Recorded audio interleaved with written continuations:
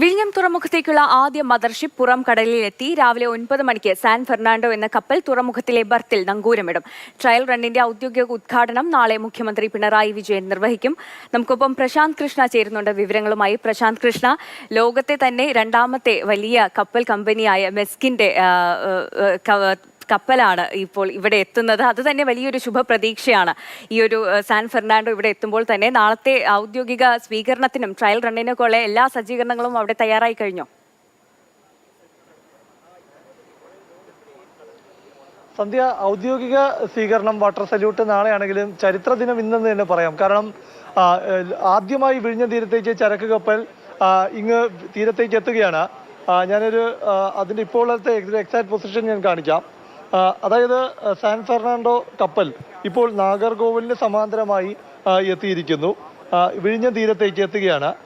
വിഴിഞ്ഞം തീരത്തേക്ക് എത്തിക്കഴിഞ്ഞാൽ പിന്നെ നമ്മുടെ കാഴ്ച പരിധിയിലേക്ക്, നമ്മുടെ ക്യാമറയുടെ എല്ലാം കാഴ്ച പരിധിയിലേക്ക് ഈ സാൻ ഫെർണാണ്ടോ കാണാൻ സാധിക്കും. ഇപ്പോൾ ഈ ട്രാക്കർ പ്രകാരം ഈ രീതിയിലാണ് ഇപ്പോൾ ഈ കപ്പലിൻ്റെ പൊസിഷൻ.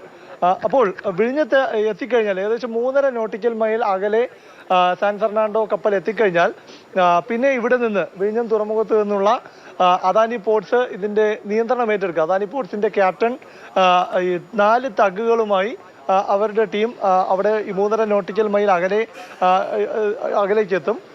അവിടെ എത്തിക്കഴിഞ്ഞാൽ പിന്നീട് ഈ കപ്പലിൻ്റെ നിയന്ത്രണം, സാൻ ഫെർണാണ്ടോയുടെ നിയന്ത്രണം ഏറ്റെടുക്കുന്നത് ഈ അദാനി പോർട്സിൻ്റെ ക്യാപ്റ്റനും സംഘവുമാണ്. 4 തഗ്ഗുകൾ, അതായത് പിൻവശത്ത് ഒരെണ്ണം, ഈ സാൻ ഫെർണാണ്ടോ കപ്പലിൻ്റെ 2 വശത്തായി 2 തഗ്ഗുകൾ, മുൻവശത്ത് 1 തഗ്.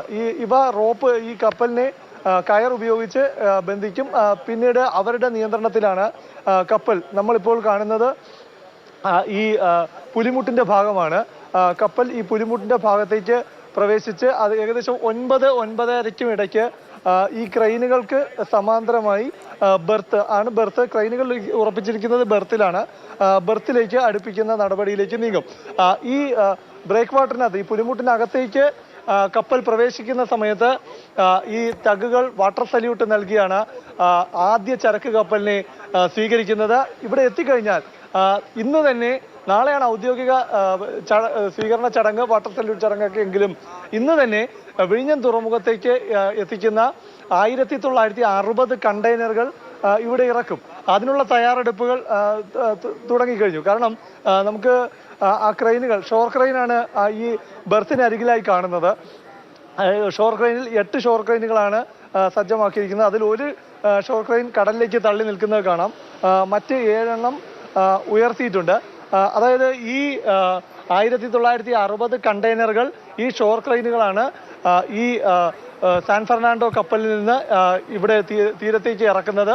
അത് പിന്നീട് കണ്ടെയ്നർ ലോറികളിൽ തൊട്ടപ്പുറത്ത് കാണുന്ന 23 യാർഡ് ക്രെയിനുകൾ, യാർഡ് ക്രെയിനിലേക്ക് എത്തിച്ച് അവിടെ ഇറക്കി വയ്ക്കുകയാണ്. അതാണ് നടക്കാൻ പോകുന്ന ഒരു നടപടിക്രമം എന്നത്. അതാണ് ഏറ്റവും പ്രധാനം. ഈ മൂറിംഗ് ടീം, ഇവിടുന്ന് പോകുന്ന മൂറിംഗ് ടീം കപ്പലിനെ ഇവിടേക്ക് എത്തിക്കുമ്പോൾ ആ കാഴ്ച കാണാൻ വേണ്ടി പ്രദേശവാസികളുടെ ഒരു വലിയ കൂട്ടം ഉണ്ടാകുമെന്ന് തന്നെ കണക്കാക്കുന്നു. കാരണം ഇന്നലെ അർദ്ധരാത്രിയോടെ ഇവിടെ കപ്പൽ എത്തുകയും ഇന്ന് രാവിലെ നേരം പുലരുമ്പോൾ നമുക്ക് കപ്പൽ കാണാൻ സാധിക്കും എന്നതായിരുന്നു കണക്ക് കൂട്ടൽ. പക്ഷേ ഞാൻ നേരത്തെ ഈ ഷിപ്പ് ട്രാക്കിങ്ങിലെല്ലാം കാണിച്ചത് പ്രകാരം മാത്രമല്ല, കപ്പലിനുള്ളിൽ ഈ സിംഗപ്പൂരിൽ നിന്നുള്ള ഈ മെസ്കിൻ്റെ കമ്പനി അധികാരികളുമായെല്ലാം സംസാരിക്കുമ്പോൾ ഏകദേശം നാഗർകോവിലിന് സമാന്തരമായുള്ള സ്ഥലങ്ങളിൽ എത്തിയിട്ടേ ഉള്ളൂ. ഇപ്പോൾ ഇത് സഞ്ചരിക്കുന്നത് ഏകദേശം 11 കിലോമീറ്റർ വേഗതയിലാണ് നീങ്ങിക്കൊണ്ടിരിക്കുന്നത്. അതായത് ഒരു 1.5-2 മണിക്കൂറിനുള്ളിൽ മാത്രമേ നമുക്ക് വിഴിഞ്ഞം തീരത്ത് സാൻ ഫെർണാണ്ടോ കപ്പലിനെ കാണാനും സാധിക്കുകയുള്ളൂ. എന്തായാലും ഒരു കാര്യം വ്യക്തമാണ്, ഇന്ന് വിഴിഞ്ഞം തുറമുഖം കാണാനിരിക്കുന്നത് ആദ്യ മദർഷിപ്പിന്റെ വരവ്. ഒപ്പം തന്നെ വിഴിഞ്ഞം തീരത്തേക്ക് ചരിത്രം പിറന്നുകൊണ്ട് ഈ ചരക്ക് കപ്പലെത്തുന്നു. ആ ചരക്കുകൾ വിഴിഞ്ഞം തുറമുഖത്ത് ഇറക്കുന്നു. ഇന്ന് തന്നെ ഈ ചരക്കുകൾ മുഴുവൻ ഇറക്കും. 1960 കണ്ടെയ്നറുകളും ഇവിടെ ഇറക്കും.